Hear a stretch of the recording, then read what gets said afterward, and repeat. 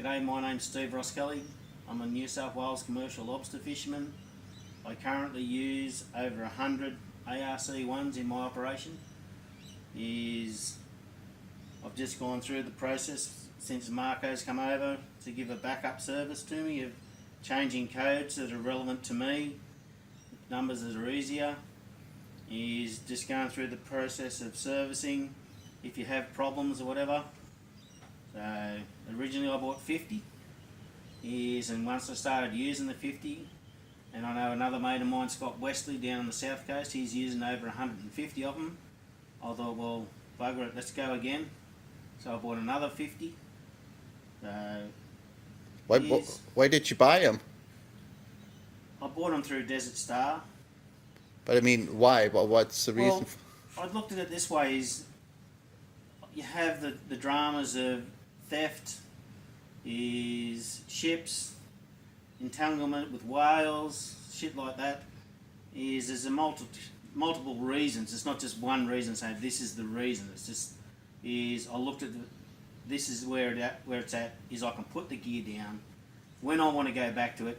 I know it hasn't come up and someone's got tangled up in it, or it's cut off. It's there when I want it, not when I have to go. Like they pop up like with a GTR system, you have to be there within a few days. Otherwise, your gear's there for the elements to get rid of them. Could it be entanglements, ships, thieves, this way? None of that. Safety. You'll sleep better overnight. So it's a considerable amount of money to invest, but I believe the benefits are going to be, well and truly above what the costs of it are going to be. Yes. Over a long period. It's not going to be in the first year. It's going to take a few years before you get your money back, but at the end of the day, these things, I know some people are using them, like I know Scotty's been using his for well over 5 years, right, with no dramas. And according to, as I've spoken to you, Marco, is you said they've been in operation, one person's used them for nearly 20 years. So, yeah. Why not? Okay. Are you servicing them yourself? Yeah, I am, as I've got my two boys with me. They're probably more knowledgeable about all this new technology and everything, more than what I am, but you just got to force yourself. You got to say, well, here it is. Don't just shove your head in the sand, go with it. Try and learn about it. The more you know about how the thing operates, the better off you are. But doesn't it slow your operation down? It probably does slow your operation down, but if you go there and your gear's not there because of some other reason, right, it's no different really. So that's the way I look at it. You go there and you start going round and round in circles. Where is it? This one here, you drive up to it, you goes, hello, here I am, I'm sitting on the bottom, right, talk to it, up comes your bubbles, do the job and get going. What do you do though if it doesn't come up? Well, if it doesn't come up, you've got to try and assess why it hasn't come up. Is it a problem with the acoustic? Is it a problem with the way that you've set up your bags, whatever? And then I've had a few problems, but now we grapple them back, and I can nearly grapple it back every time. I see. Now, if they sit on the seafloor and say, how do you find them? You range to them, or? Well, you've got a plot mark. Whenever you set your gear, you've got a plot mark. You have that logged down with the serial number or the release code number, right, relative to your plot mark. You steam up to it. I can steam over it and I can see the ARC and the rope bag and everything sitting on the bottom. You go, well, here you are. So I just take a cursor mark on it. If it hasn't come up, just go 50 yards to the west. I throw my grapple over, shoot leaded rope to another weight grapple with no hooks on it, drop it down, and shoot another 200 metres of rope, and then just winch it up, and then normally you'll get it. Like it took a little while. It's something that you don't do straight away. You got to put a fair bit of effort into it to learn it. But once you know how to grapple properly, it's not a drama. You're not forced to go to work. Yeah, you're not. Once this system's in place, if you decide you want to take the wife away, and as all fishermen knows, your wife gets very cranky when you spend no time with her. With this, your gear's down. It's safe. You go, right, well, if I want to go and do something, or there's another method of fishing you want to go and do, you can go and do that, knowing that your gear's not there to be cut off, entangled, whatever. And go back out when it suits you. Done.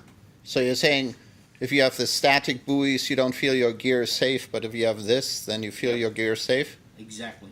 I see. You have a second fishery, inshore, mud crab? I've got mud crab, I've got ocean beach, chasing fish on the beach. Yeah. I've got line west, hand lining.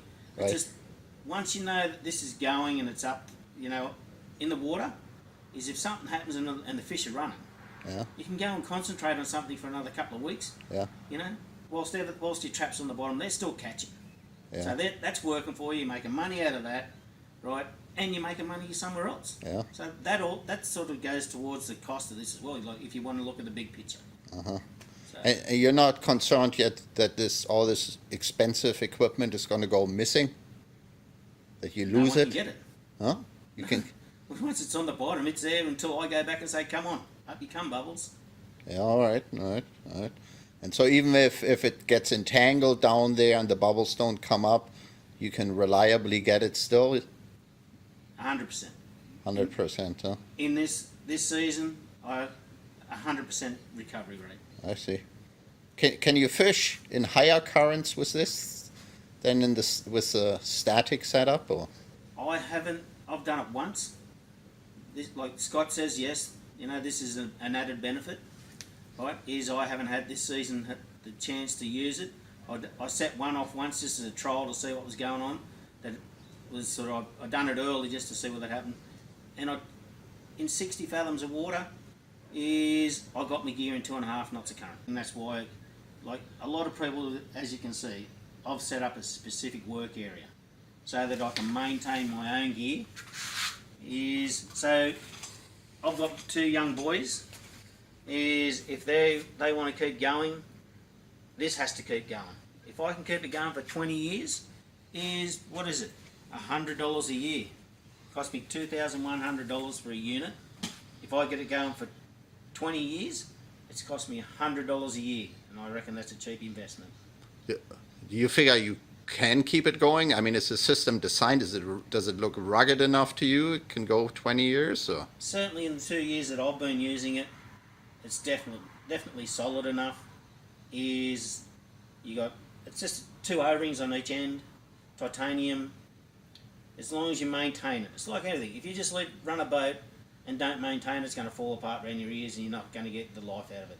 But if you maintain them, you do change your O-rings, don't leave your batteries laying in it, just do regular maintenance, it has to last. Why? There's nothing in there to stop it, or causing it to fail. No? Is it like completely serviceable? You can just break it apart into its pieces, or?